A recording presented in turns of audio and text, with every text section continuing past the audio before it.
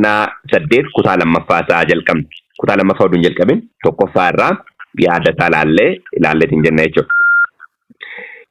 Boqonnaa 8 tokko irratti yeroo holichi mallattoo isa torbaffaa baneetti immoo bantii waaqaa keessatti akka walakkaa sa'aatti maaltu ta'e jenna? Gabiitu ta'e jenna. Kana diiteelii ilaalleerra garuu yaaduma kana dhati wal qabsiisuudhaaf irra deebi'uu barbaade. Gabiitu ta'e inni jedhu kun cadhiinsatu ta'e jechuudha. Cadhiinsi inni ta'e malakanni torbaffaan baname jechuun kana booddee maaltu ta'a jechuudha? Xumuratu ta'a jechuudha. Xumura wajjin kan wal qabatudha. Malakata torbaffaa, mallattoo torbaffaa, itti aanee maaltu dhufu? Dhaicha torbaffaa. Kun immoo maalirra raawwata? Waldaa torbaffaa. Torba kan jedhu. Mul'anni wama torba kan inni xumurama akkuma jiruun. Waldaa torba, mallattoo torba, malakata torba, inni itti aanu dhaicha torban kana wajjin wal qabatee gara raawwitti dhufeetiin jira jechuudha. Baay'ee gaarii. Kanaaf amma macaafa qulqulluu keenyatti yeroo bannee ilaalleetiin jennutti yeroo chaappaan mallattoon torbaffaan banamutti maaltu ta'e jedha? Cadhiisatu ta'e jedha. Cadhiisatu ta'e jedha. Sababni isaa kana booddee maal ta'utu jira? Ixaanatu gad darbamutu jira. Xumuratu maal ta'uuf jira? Ta'uuf deema jechuudha. Kanaaf maaltu ta'e jedhaa? Cadhiisatu ta'ee jedha. Kana booddee ergamaan torbaffaan warri fuula waaqayyoo dura dhaabbatan nan argee ergamoonni torban kun ergamoota torban qofa yaadannaa qabadha. Ergamoonni torban fuula waaqayyoo dura dhaabbatan maal godhe jedha? Nan argee jedha. Gara addaatee hafuurota torban isa jedhamanidha jechuudha. Isaanis malakata torban isaanis malakanni torba maal ta'e hin kenname. Ergamaan waaqayyoo kan biraa tokko amma kun ergamoota torban irraa kan biraati ka addaati. Qodaa ixaana itti aarsan isa warqee irraa hojjetame baatee qodaa ixaana isa maal irraa hojjetame? Isa warqee irraa hojjetame baatee iddoo aarsaa dhaabbate. Iddoon aarsaa kun iddoo aarsaa isa bakkeetti qalmi geggeeffamu duun taane kutaa qulqulluu keessatti gara kutaa qulqullootaatti kanaan warqee irraa kan hojjetamedha jennee. Ergamaan kun eenyuun bakka bu'a jenna?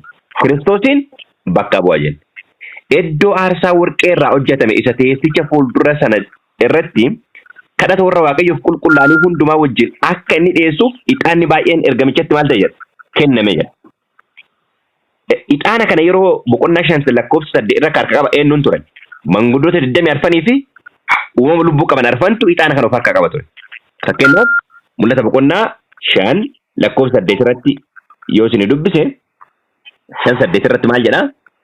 Yemmus inni macaaficha fudhatee uumamni lubbuu qaban arfan manguddoonni 20 arfanii hoolicha duratti maal ta'an? Hin gombifaman.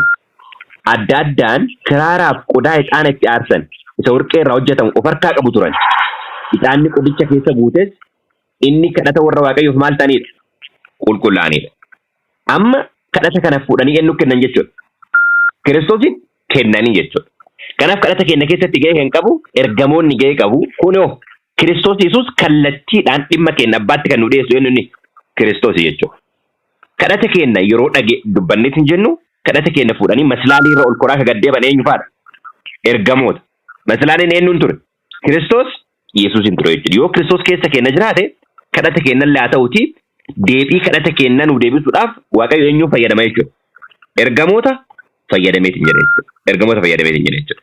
Kanaaf qodaa ixaana itti aarfame kana fuudhanii eenyu kennan? Hoolichatti yookaan immoo ergamicha isa iddoo aarsaa isa warqee irraa hojjetame sana dhaabatetti kennaniitiin jedhan jechuudha. Inni kun kadhata eenyu fakkeeffama? Kadhata warra waaqayyoof qulqullaa'aniif fakkeeffama. Lakkoofsa 4 irratti aarri ixaanichaas kadhata warra waaqayyoof qulqullaa'anii wajjin harka ergamaa sana keessaa gara fuula waaqayyootti maal godhe jedha? Ol aaree jedha. Okay. Aarsaa fooliinsaa tolu kan urgaansaa tolu godhee waaqayyoof kan of dhiyeessinuuf eenyudha? Kiristoos Yesuusidha. Efesoon boqonnaa 5 lakkoofsa 2 akkana jedha. Efesoon boqonnaa 5 lakkoofsa 2. Kiristoos akkuma nu jaallate isin immoo jaalalatti jiraadha. Inni aarsaa fooliinsaa tolu dhala waaqayyoof dhiyaatu godhee nuuf dabarsee maal godheera jedha? Of kenneera jedha. Nuuf dabarsee of kenneera. Kanaaf kadhanni keenya urgaan fooliinsaa kan inni tolu kan eenyutti makameeti abbaa fuuldura akka dhiyaatu? Kan Kiristoos Yesuusitti makameeti kan abbaa fuuldura nu dhiyaatu. Kanaaf ixaanni mana qulqullummaa keessatti gara waaqayyootti aaru sun eenyuun bakka bu'a? Foolii Kiristoosiiti. Foolii Kiristoosii kana makamee ammootu abbaa fuulduratti kan urgaa gaarii godhatu kadhata eenyuuti? Kadhata warra waaqayyoo qulqullaa'aniiti jechuudha. Kanaaf aaduudhaan nu kadhata ka jenneetiin jennu hafuura eenyuti jechuudha? Hafuura Yesuus Kiristoosiiti. Kana jechuun nu kana jechuun waan biraa nu taane hafuurri keenya hafuura isaa wajjin walii galee urgaa gaarii tokko godhatee fuula eenyutti dhiyaata jechuudha. Fuula abbaatti dhiyaata jechuudha. Baay'ee gaarii. Mul'ata boqonnaa 8 yoo deebineet hin jenne mootu ergamaa kanatti maaltu kennan? Kadhata kanatu itti kennan. Kana booddee lakkoofsa irratti yommuu ergamichi qodaa ixaanatti aarsan fuudhee iddoo aarsaa sanaas ibiddatti guutee lafatti gadi maal godhe jedha? Gadi darbate. Hadha warroota kanaan duraan hin turreef akkuma yaadaatti haa ta'u ofirra deebaarra guyyaa 11ffaa lakkoofsa 5 qofa laalle waan ta'eef. Kanaan booda maal godhe jedhaara? Gad darbate. Cadhiinsi lakkoofsa tokko irratti jenne gad darbachuu isaa kana wajjin kan wal qabatedha. Boqonnaa 15 itti deebina yaada kana. Boqonnaa 15 biraa yoo baane yaada ixaana gad darbate jedhe kana itti deebina. Haga inni tajaajila fixuuf eenyullee mana qulqullummaa kana maal gochuu hin dandeenye achirratti seenuu hin dandeenye. Tajaajilli tokkollee raawwatame. Kana booda kadhanni maal ta'eera? Gad darbatameera. Kadhanni kadhatamu kana booddee maal hin ta'u? Hin dhagahamu. Achumaanis sagaleen qawwee sagaleen biraas wal jalaa qabanii bakakkaan hin baqaqqeessa'ee laftis maal ta'e jedha? Hin socho'e. Hin socho'e. Kana jechuun raawwatee isa jedhutu dhufe jechuudha. Amma kun taatee samiitti maal godhuudha? Ta'uudha. Lafa irratti mootuu taateen ta'u malakanni gubbaarraa afuufame jechuun waraana yookiin mootuu dha'icha torbanii actually waraana kanneen malakaata tokkoffaa lammaffaa sadaffaa jennee yeroo dubbinu waldaa Efesooniin irraa jalqabe waldaa duuka buutotaa irraa jalqabe cufamuu balbala araaraa Israa'eloota irratti dhufe irraa jalqabe kallattii waraanaa wajjin yookaan ammoo adabbii wajjin wal qabatee waan jirudha jechuudha. Malakanni torban. Dha'ichi torban dhumarratti kan dhufudha. Dha'ichi torbanii miti kun. Dha'ichi torban duun taane malaka torban wajjin wal qabatee maal ka jirudha? Adabbii jirudha jechuudha. Fakkeenyaaf Yerusaalem yerootti ergaa isheedhaaf malu yeroodhaaf kennamee fudhachuu didduu bara Israa'elootaatti especially bara 34tti balbala irraa maal ta'e? Itti cufame. Judgment jechuudha. Garuu achiin dura Yerusaalem humna addaatiin maal taateet hin jette? Qabamteet hin jette jechuudha. Humna addaatiin akka diigamteet hin jette argineet hin jenne. Diigamuu kana keessatti Waaqayyootu ishee diigemu. Humna waraana Roomaatti ishee diigemu. Cubbuu ishee irraa kan ka'edha kan isheen diigamte. Macaafni qulqulluun cubbuu ishee irraa kan ka'e Waaqayyo mootu arcummee fayyadameet hin jedhe. Fakkeenyaaf Nabukadnezar garbicha koo jedha. Garbicha koo wanti jedhee waan inni garbicha ta'e buduu hin taane isatti fayyadamee saba isaa warra isaa irraa dudda galammaa godheet hin jedhe jechuudha. Adabeet hin jedhe jechuudha. Kanaaf adabbiilee yeroo yerootti jiran ilaalleet hin jenne jechuudha. Malakata torban gaaf jennu adabbii yeroo Efesoon irraa jalqabee amma Laodooqiyaa amma dhuma baraatti tartiibaan jiru ilaalleet hin jenne. Sadan dhumarra jiranii wayyoo sadan jedhamu. Garuu tokkoffaa haga arfaffaan laallaa shanaffaa ja'affaanii fi torbaffaa maal jedhamu? Wayyoo sadan jedhamanii hin jiru jechuudha. Sanniin kutaatti laallaa irraa lakkoofsa jaarraa maal jedhama? Ergamoonni torban malakanni torban kennamaniifis malakata isaanii afuufuudhaan maal ta'an jedha? In qophaa'anii jedha. Sababni isaa gubbaatti ilmi Waaqayyoo tajaajila mana qulqullummaa garamitti fidaara jechuudha. Gara xumuraatti fidaara waan ta'eef waldoonni torban tartiibaan darban kunniin malakanni chaappaan mallattoon torban waldoota torban wajjin wal qaban ammallee malakanni torban waldoota torban wajjin tartiibaan kan wal qabatedha jechuudha. Malakanni torbaffaan kabaname tokkoffaan yeroo afuufamu taateen kun kan inni wal qabatu waldaa duuka buutotaa wajjin kan wal qabatudha. Meen dubbifna fakkeenyaaf lakkoofsa torbarraa. Ergamaan inni duraa malakata isaa maal godhe? In afuufe. Achi maaltu zayyad? Cabbii. Cabbiin kun seenaa Israa'elootaa keessatti illee akka ta'edha. Saayiziin isaa dabalaa deemaan ilaalla. Cabbiin ibiddi dhiigaan makame argamee lafarratti maal ta'e? Gad darbatame jedha. Ibiddi dhiigaan makame. Ibidda ka jedheetiin jiru kun waraana iddoo biraatti hafuura qulqulluu yeroo bakka bu'uun argina. Asirratti immoo maalidha? Waraana.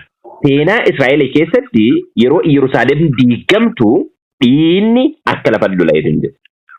Yerusaalem wadhaansoo guddaa chaapterii boqonnaa tokkoffaa yeroo dubbiftanii Yerusaalem keessaa maal godhaa jedhamee? Baqadhaa. Namni baqate tokkollee maal hin taane hin miidhamne garuu kan baqachuu dhiise immoo rakkinni hamaan akka isa qunname argine hin jenne.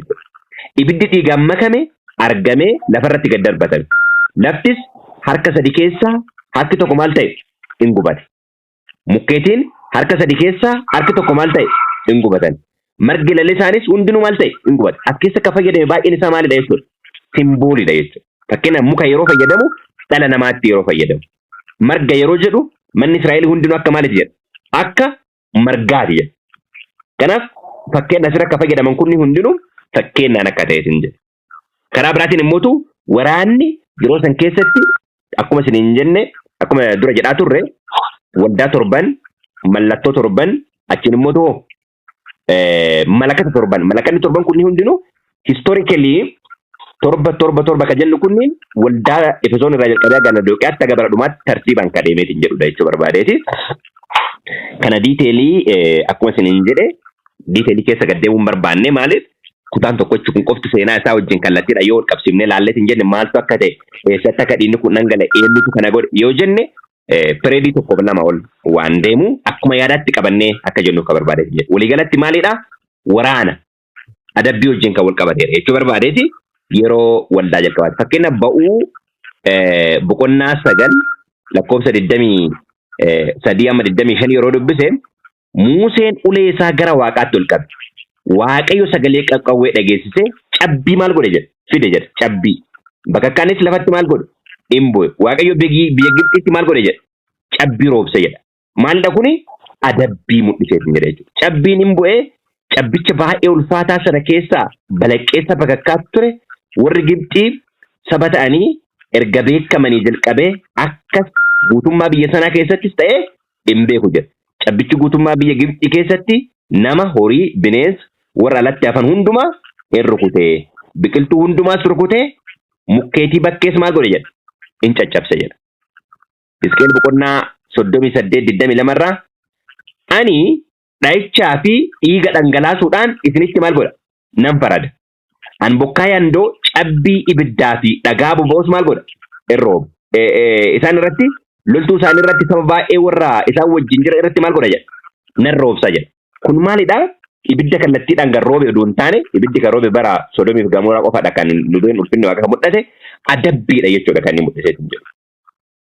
Kun seenaa Israa'elootaa keessatti literally happenii waan ta'edha jechuudha. Waraana wajjin kan wal qabatee jedhu. Kun eenyutu kana godhe ka jedha akkasiin jedhe diiteelii waan ta'eef. Inni biraa kana booddee ergamaan inni lammaffaan malakata isaa maal godhe?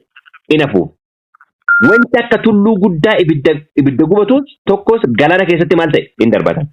Inni duraa lafarratti kan darbatame cabbiidha. Amma immoo waan akka maali jedhaaf waan akka tulluuti. Saayizii isaa maal ta'a jechuudha? Guddataa jira jechuudha. Isa duraa caalaa saayizii isaan guddata. Amma immoo waan irratti dhangala'ee jira? Galaana irratti. Achiin booda maal godhe? Amma illee tokko sadaffaa jedha yeroo baay'ee. Kana jechuun dha'ichi kun addunyaa guutuu kan wal qabatee miti jechuudha. Iddoo adda addaatti waan ta'udha malee guutummaa addunyaa isa tokkocha kan maal godhu miti. Kan waliin ga'u miti. Tokko sadaffaa jedhee waan ka'u jechuudha. Maal jedhaa? Wanta akka tulluu guddaan ibidda gubatu tokkos galaana keessatti hin darbatamee galaanichis harka sadi keessaa harki tokko maal ta'e? Dhiiga ta'e. Uumamni lubbuu qaban galaanicha keessatti jiraatan harka sadi keessaa harki tokko hin du'an markaboonnis harka sadi keessaa harki tokko maal ta'an jedha? Hin balleeffamanii jedha. Amma kunillee kallattiidhaan maal wajjin kan wal qabatudha. Akkuma isin jedhe malakanni waraana wajjin kan wal qabatudha. Achiin booda paagaan roomiin hin jira. Phaaphaasawii roomiin hin jira. Gaafattiin xiqqoon jaarraa dukkanaa kan jedhamu hin jira. Kunni hundinuu adda adda fooyamanii dhiiga dhangalaasuu hammina isaan geggeessan wajjin kan wal qabatedha. Isaan kanneen qabsudha jechuudha. Okay, itti aanee kanaaf inni kun ammoo isa dura caalaa maalidha jechuudha. Baay'ee guddaadha. Hamminni inni raawwatee hin jedhu. Ba'uu boqonnaa 7 lakkoofsa 20-21 irraa akkana jedha. Musee fi Aroon akkuma Waaqayyo isaan abboome godhan. Aroon ija mootichaa fi hojjettoota isaa duratti ulee isaa maal godhe? Ol fuudhe. Bishaan laga Abbayyaa rukute. Bishaanichi lagicha keessa jiru hundinuu maal ta'e jedha? Dhiiga ta'e. Dhiiga ta'e. Qurxummiin Abbayyaa keessa jiran hin du'an lagichi najaa'e warri Gibxii bishaan lagichaa dhuguu hin dandeenye biyyi Gibxii keessaa lafa dhaqan hundumattuu maaltu ta'e jedha? Dhiigatu argame jedha. Dhiigatu argameetiin jedha jedha. Kanaafi amma immoo isa duraa caalaa tulluu kan ga'utu ta'e jechuun rakkinni waraanni isa kan duraa kan caalu dabalaa deemee dhufeetiin jedha. Maaltu ta'e isiniif fakkaata? Phaawulos lammaffaa Tasalonqee irratti yeroo dubbatu inni hamaan sun ammayyuu maal ta'aa jira jedha. Hojjechaa jira. Amma garuu guutuutti ol bahee akka mul'annee fi waan karaa isa dhoogutu maal godha jedha. Jira jedha. Gaafa wantichi karaa ka'e guutuutti maal ta'a jedha. Inni badiisaa in mul'ata jedha.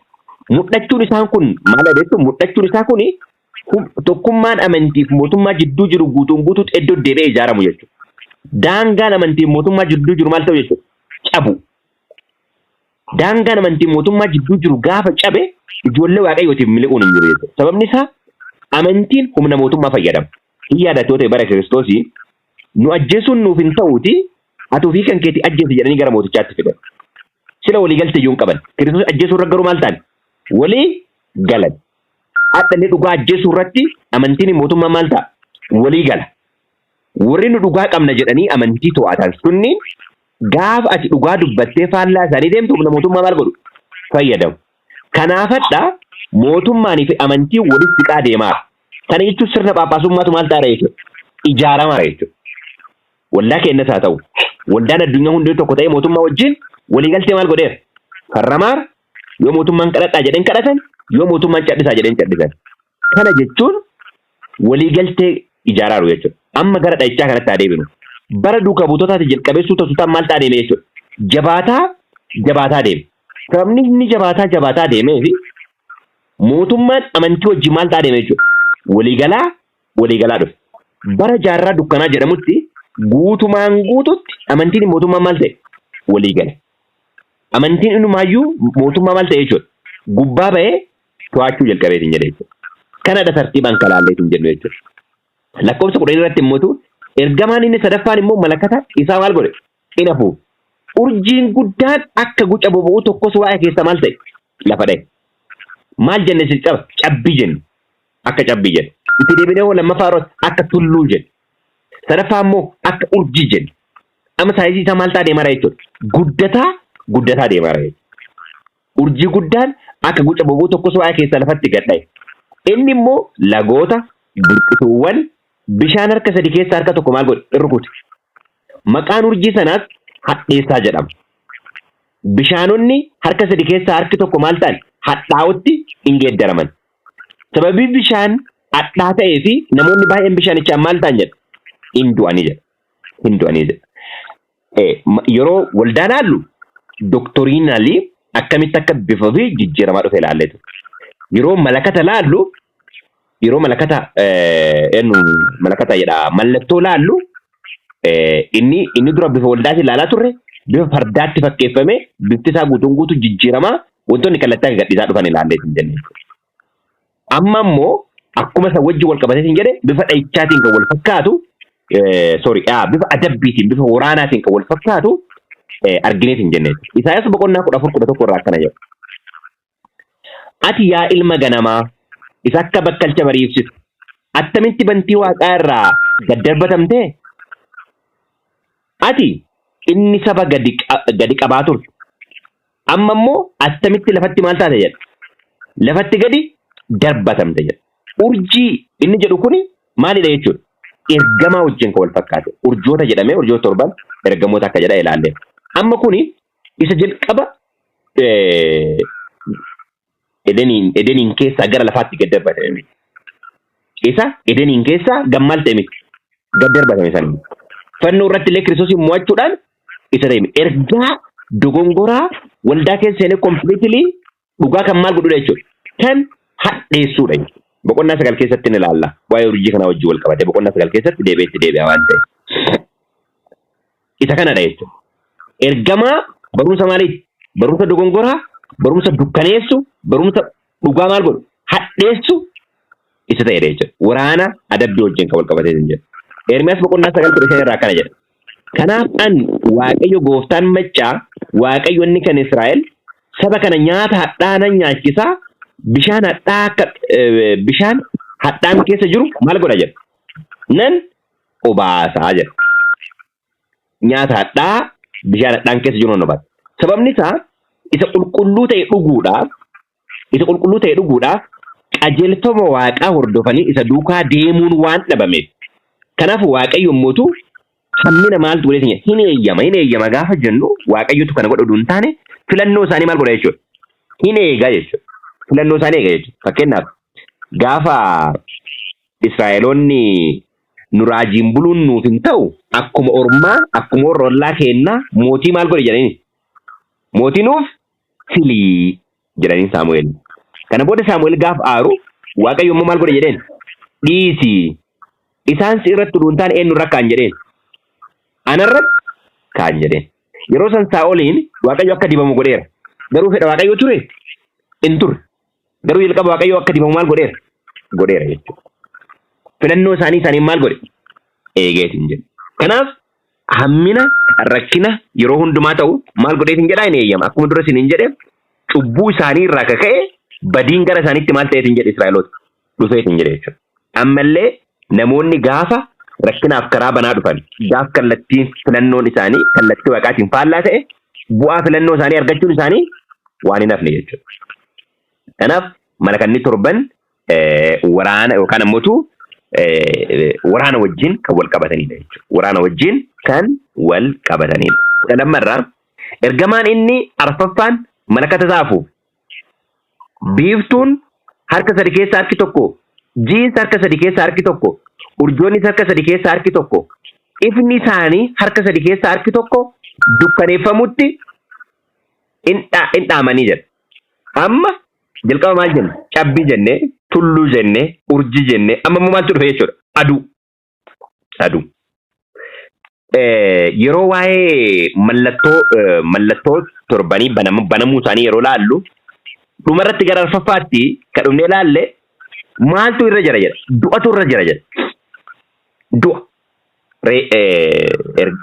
completely dhugaan maal ta'uu isaa mul'isee hin jedha jechuudha irra ejjetamuu isaa amma kun badiinsi yookaan immoo waraanni guutuun guutuutti kaan caalaa maal ta'uu isaa arginee hin jechuudha dabaluu isaa arginee hin jenne jechuudha.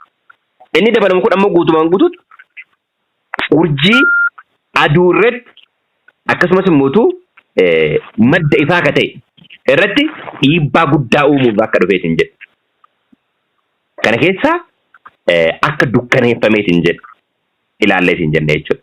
Boqonnaa 9 keessatti bifa addaatiin ibseetiin jedha. Kanaaf walumaa galatti waan kana keessa deemuuf takkaan keessa deemu achi fagaachuu waan hin barbaanne yoo fagaate baay'ee waan dheeratuufi macaafa qulqulluu keessatti asumatti boqonnaa 6 lakkoofsa 12 irratti waan tokko ilaallee turre mul'ata 6:12 irratti kana booddee hoolichi mallattoo sajjaaffaa banuu sana argee sochiin lafaa guddaa tokkotu ta'e biiftuun akka cilaatti eeleen taate jii guutummaatti akka dhiigaa maal ta'e jedhe hin diimate. Ba'uu boqonnaa 10 lakkoofsa 21 irraa waaqayyo yemmus Museedhaan dukkanni biyya Gibxii irratti maal ta'a? Hin bu'a. Dukkanni biyya Gibxii irratti maal ta'a? Hin bu'a. Dukkanicha keessas namni akka qaqqabuutti ati harka kee gara waaqaatti maal godhi jedheen? Ol qabi jedheen. Harka kee gara waaqaatti maal godhi? Ol qabi. Dukkanni mootummaa irratti akka inni bu'eetiin jedhu yookaan immoo biyya guutummaa irratti akka bu'eetiin jedhu argina. Isaayyaas 13:10 irratti yommuu urjoonni waaqaa fi urjoonni sadee jedhaman ifa isaanii maal godhan? Hin kennan. Aduun ba'aa jirtus hin dukkanoofti jiinis ifa ishee maal hin gootu? Hin kennitu. Bifa kanaan ibseetiin jedha. Kanaaf waliigalatti kana jechuun walumaa galatti dhugaan ifu hundinuu humnaan maal akka ta'e akka dukkaneeffame ilaalla jechuudha. Cabbii, tulluu, urjii, aduu. Intensitiin waraanaa rakkinaa kana caalaa dabalaa deema. Especially barri gara dhumaatti jalqaba waggaa 1208 waggaa 1260 jechuudha. Irratti naannoo 538 irratti maal ta'u guutumaan guututti humna guutuu fayyadamee dhugaa irra ejjechuu waan hundumaa gochuu isaa wajjin wal qabatu argina hin jenna. Kana booddee ka jiru ammootu wayyoo sadanidha. Daani'el mul'ata boqonnaa 8:13 irratti kana booddee joobira bantii waaqaa walakkaa balaluu tokko nan arge jedha. Ergamoonni sadan oduu gammachuu qabatanii deeman hin jiru. Asirratti immoo ergamoonni sadi oduu gaddaa waraanaa qabatanii jechuudha. Ergamoonni sadan boqonnaa 14 keessatti ilaallu wangeela barabaraa akka qabatanii addunyaa keessa yoo ta'u, ergamoonni kunniin immoo maalidha? Wayyoo maaltu qabama jechuudha? Waraana. Boqonnaa 9 yoo jalqabnu ilaalla. Kana booddee joobira bantii waaqaa walakkaa balali'u tokko argee inni sagalee guddaa isaanitti iyyee sagalee malakataa warra kaaniin inni ergamoonni sadan dhageessisuuf jedhan ergamoonni meeqa sadan dhageessisuuf jedhan dhagaamuuf waan jiru warra biyya lafaa irra jiraataniif wayyoo jechuu isaanii maalan godhe jedha nan dhaga'ee jira isa kanniin kutaatti ilaalla waliigalatti malakata torban kanneen waraana wajjin wal qabatee akkuma boldoota torban ilaalle tartiiba ta'u wajjirraan kadeemu akka ta'e argineetiin jenna isa dhageenyetti warra jabaatan akka taanu moortaan caalaa ammoo kun karaadhuma qofaaf ta'a dhibbatti kanuma caalaa guddataa dubbisaa ergaa isaa guutuun guutuu fudhachuu akka dandeenyu waaqayyo kan nageenya nuuf haa eebbisu eebbifamaa.